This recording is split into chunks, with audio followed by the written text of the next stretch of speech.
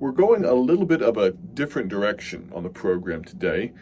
Sometimes you need to just lean back, kick your feet up, and take a rest. Now, try not to do it during the workday, but the topic of the program is this: rest and relaxation. It's actually more important than you might think, and it just might be more biblical than you might think. Thanks so much for listening. God bless.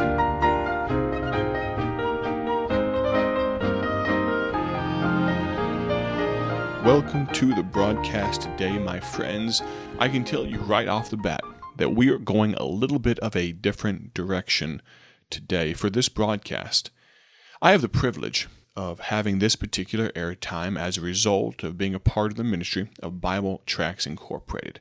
I do not take this position lightly, but it also affords me the opportunity to give you, at times, just a little bit, a tiny amount of my opinion. Our goal, of course, is to talk about the ministry of BTI, to also expound to you what we do as part of Bible Tracts Incorporated, as we go beyond the tract at different times during the radio program. Also, our goal is to do a deep dive into a Bible study. We have been working through the book of Galatians. We just concluded Galatians chapter number 4 yesterday. We're going to hit pause on that study for just today, planning on picking it up on Monday, Lord willing. But I'd like to, if I can, if you'd allow me, to be a little bit transparent. I'd like to talk about a failing of mine, but also some biblically based opinions that I believe could be helpful for you today. It's always nice when your opinions line up with the Bible and you can be biblically based, and that is my goal today. Again, I'd like to be transparent. You see, I can be a little bit of a workaholic. Here's the problem. I really, truly enjoy my work. I enjoy my quote-unquote job. I love the ministry. The chancellor of the Bible college that I attended and got my bachelor's degree at would always say this: the ministry is great, and I can only echo that sentiment. It's absolutely amazing the fact that I get to serve God in the ministry that He has put me in, and it can at times consume my life. Here's the issue. There are things that are more important than ministry. You may say, what? How could you say such a thing? We should be serving God 24/7. We should not sleep. We should have all-night prayer meetings every night of the week. But those things are not realistic. You see, God has given us families. God has given us friends. God has given us avenues of really ministry that do not actually involve the place that you work at. I hope you, friend, enjoy your job. I'm hard-pressed to think of a job that I detested going to, that I did not want to be a part of.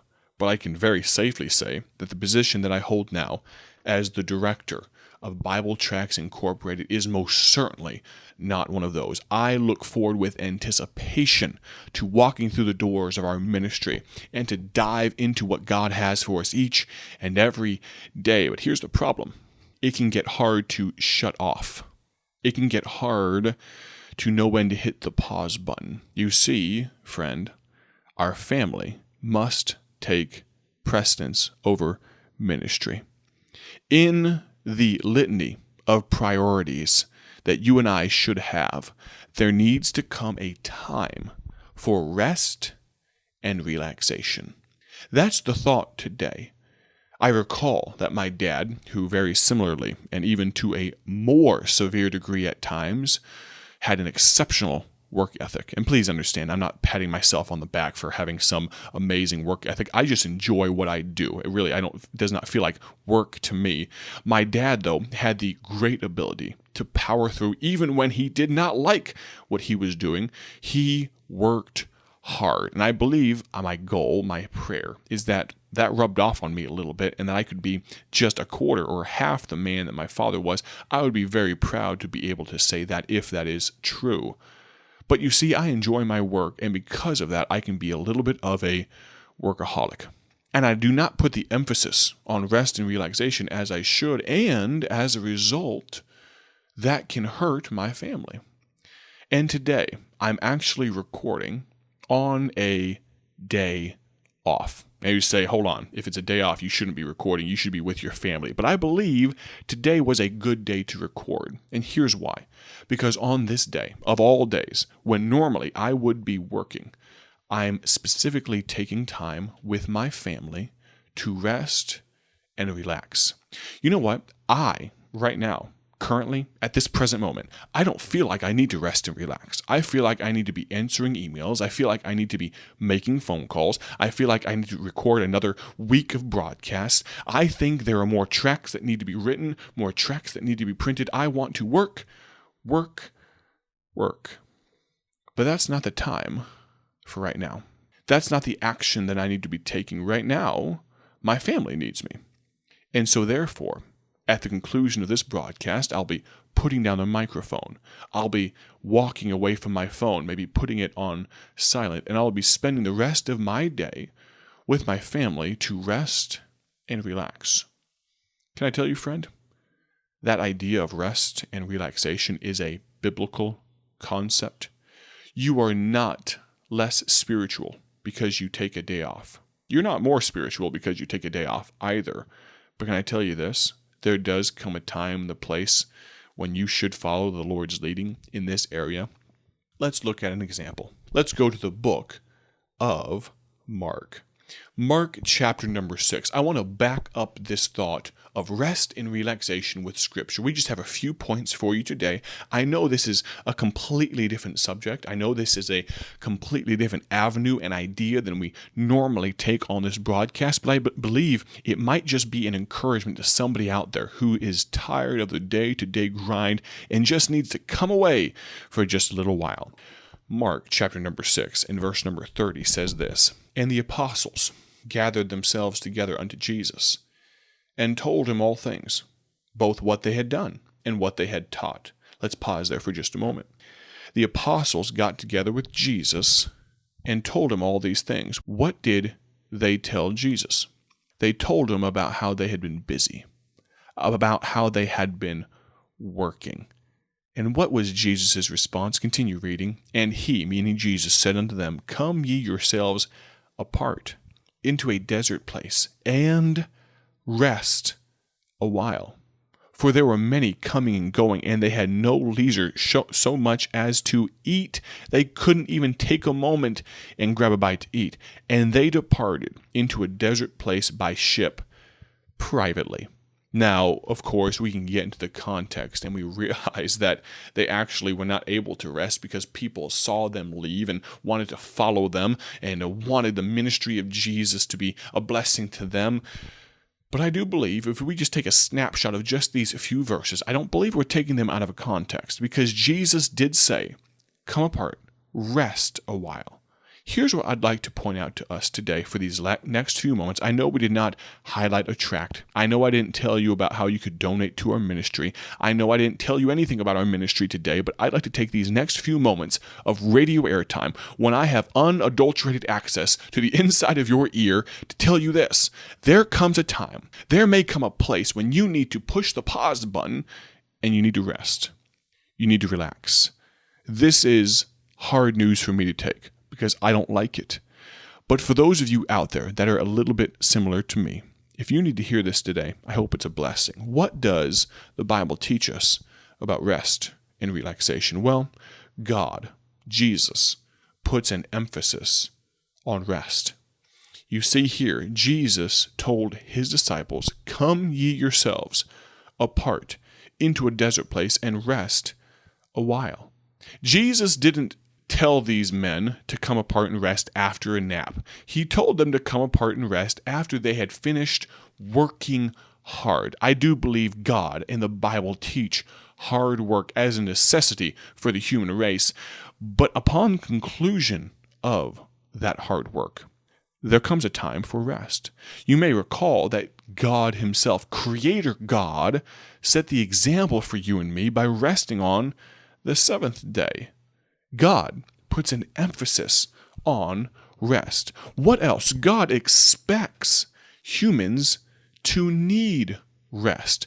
Did you know that it is few and far between the type of crazy people that only need to sleep for an hour or two a night? Most of us, 90-something% of us, are not like that. Can I tell you, me, as the director of Bible Tracts, Inc., as much as I would love to have the ability to sleep for 3 or 4 hours a night and get up refreshed, that doesn't work for me. I am a solid 8 hours a night guy on most nights. That's my goal. I try. I often fail. I don't usually succeed, but I try to go to bed at a decent hour because I normally wake up fairly early. And you know what? You know why that is?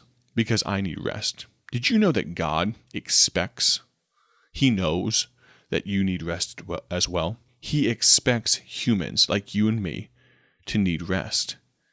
Remember Jesus?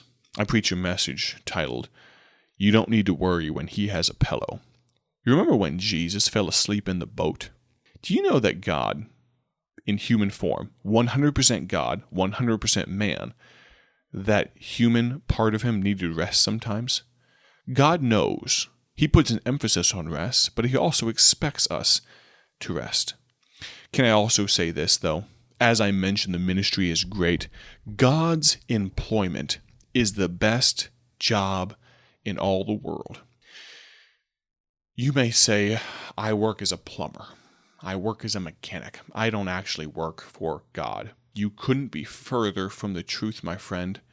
Every Christian across the world, if you so choose, can make your business the Father's business. If you claim Jesus Christ as your King, as your Lord of Lords, then you, friend, are on your way to heaven and you are part of the army of the King. You work for God. His employment is the best employment. Do you understand what our compensation package looks like? Do you understand the fact that we get to claim heaven as our home? Do you understand that we get the greatest commander of all time as our King?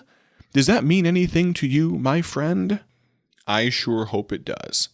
Let me review the thoughts that we learned and give you one more. First, we learned that God puts an emphasis on rest. We see that here in the book of Mark, chapter number 6. We also understand that God expects us as humans to need rest. We pointed out that God's employment is the best job in all the world. If there's any job that you should want to rest after, it's serving the King of Kings, because we get to rest in Him. We get to rest on Him. Lastly, this. Let me encourage you to take some time and rest. Maybe today is not the day. Maybe you truly have too much going on. But can I tell you, not just for your family's sake, for your sake, my friend, you will put yourself in an early grave if you do not understand that God Himself has ordained this concept of rest. Thank you for listening today. This was maybe an odd topic for some of you. Maybe this is out of the ordinary, and I'd say yes, it was. A little bit different of a broadcast, but I believe important nonetheless. It's biblical. I do hope you have a good and restful day for His glory.